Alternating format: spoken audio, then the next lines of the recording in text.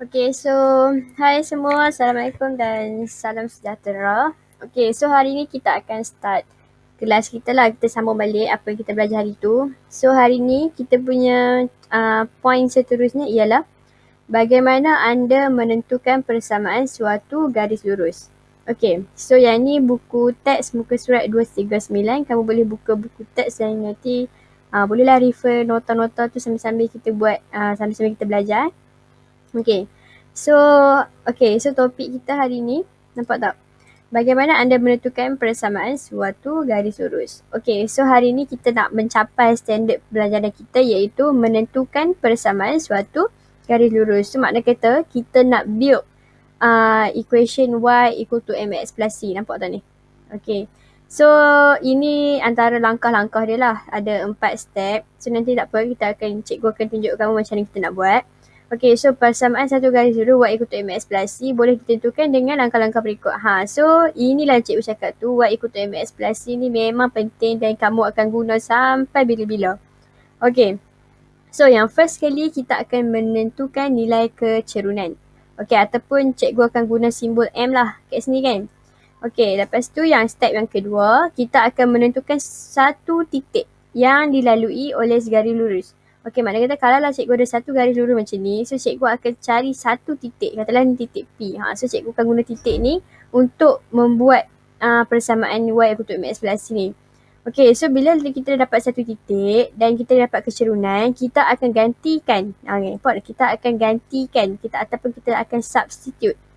Okay, kita akan substitute nilai-nilai M, kecerunan tu M, dengan nilai koordinat X, nilai koordinat Y. Okay, lepas tu kita akan substitute semua tiga benda ni, tiga komponen ni dalam persamaan ni, Y equal to mx plus c.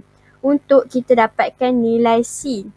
Okay, nilai C tu apa? Nilai C tu ialah pintasan Y ataupun Y intercept. Okay, so nampak tak dekat sini dia bagi tahu Y equal to mx plus c.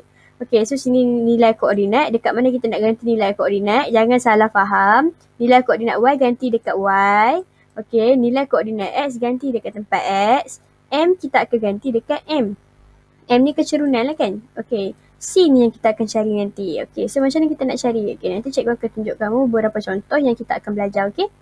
Okay, dan step nombor 4, kita akan gantikan nilai kecerunan dan nilai pintasan Y. Tadi kan kita dah dapat, bila kita dapat cari nilai, kita substitute nilai-nilai ni, kita akan dapat nilai C. Okay, lepas kita dapat nilai tu, kita akan gantikan nilai kecerunan dan nilai pintasan Y yang ditentukan ke dalam persamaan garis lurus. So nanti kita akan dapatlah equation dia Y equal to mx plus c. Dan kita akan gantilah nilai kecerunan dan nilai C. So ni kita akan Y dengan X ni, kita akan biarlah dia jadi variable sebab Y dengan X ni kan koordinat. So apa-apa koordinat yang melalui garisan tu, dia akan dapat persamaan yang sama. Okay.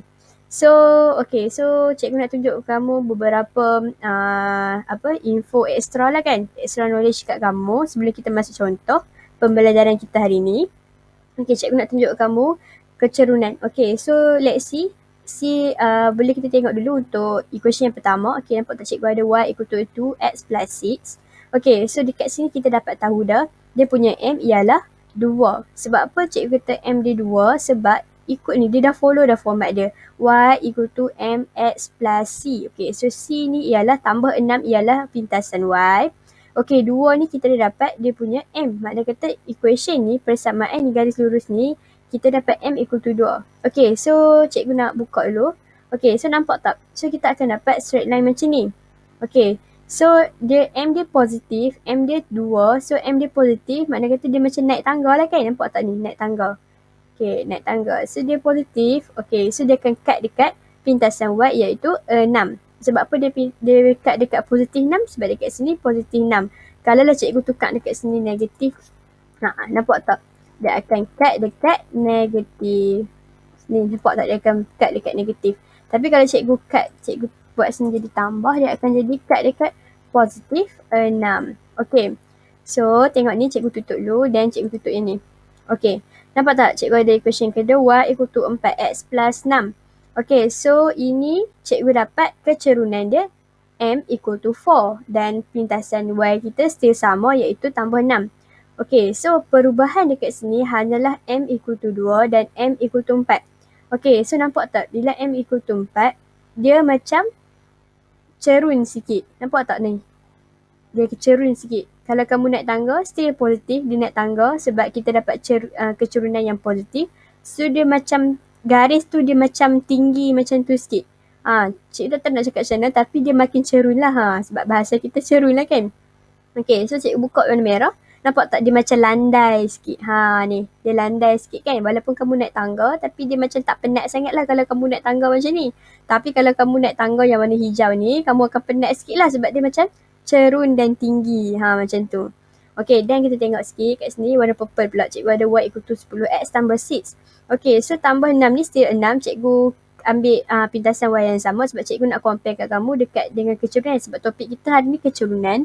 So, cikgu nak tunjuk kat kamu info pasal kecerunan sajalah kan. Okay, so dekat sini cikgu dapat M dia 10. Okay, so bila M dia 10, garis tu makin cerun. Nampak tak dia makin tinggi macam ni? Dia makin cerun. Ni kalau kamu naik tangga ni, sure kamu akan semput dekat sini. Nampak tak ni? Naik tangga kan? So, yang ni makna kata M dia kalau so dekat sini daripada aktiviti ni kita boleh buat kesimpulan M dia semakin tinggi ataupun M dia semakin besar, kita akan dapat semakin cerun lah benda garis tu. Semakin cerun lah persamaan itu. Kalau lah cikgu dapat y equal to 100x tambah 6 pun dia still akan makin cerun. Okay, kita boleh tengok cikgu buat kat sini y equal to 50x lah kan. 50x tambah dengan 6. Nampak tak? Dia makin cerun. Itu tak purple ni nampak tengok line hijau ni. Dia makin cerun macam ni. Dia makin cerun sangat. So itu makna kata kalau lah x nilai M kamu bertambah, makna kata kita tu persamaan itu akan menjadi semakin cerun. Okay, tengok kita buka dua-dua. Cikgu buka tiga-tiga. Nampak tak yang merah ni dia macam landai je kan. Okay, kalau kamu naik bukit ni dia macam relax je lah kan. Tapi kalau kamu naik yang hijau ni kamu macam penat sikit. Nampak tak? Penat sikit. Tapi kalau kamu naik yang purple ni, sure kamu akan penat. Kalau kamu pergi hiking kan, kamu akan naik bukit ni dia makin cerun. Okay. Yang tu kalau kita ada y equal to mx plus c, maknanya kita ada kecerunan. Tapi kalau y equal to x, y equal to 6 kan. Kita ada y equal to 6 ni dia akan selari dengan paksi x kan. Nampak tak ni dia akan selari dengan paksi x. Sini untuk persamaan ni kita tak ada kecerunan. Maknanya kita M kita kosong. Okay, so cikgu harap kamu boleh faham dekat sini. Kalau kamu tak faham boleh tanya cikgu dalam kelas Okay, so kita akan continue balik kita punya pembelajaran kita hari ni. Macam mana kita nak create persamaan y equal to mx plus c dan kita ada nilai-nilai tentulah. So, kita ada m, kita ada satu titik. Lepas tu kita nak cari nilai c. Lepas tu kita nak buat persamaan. Okay.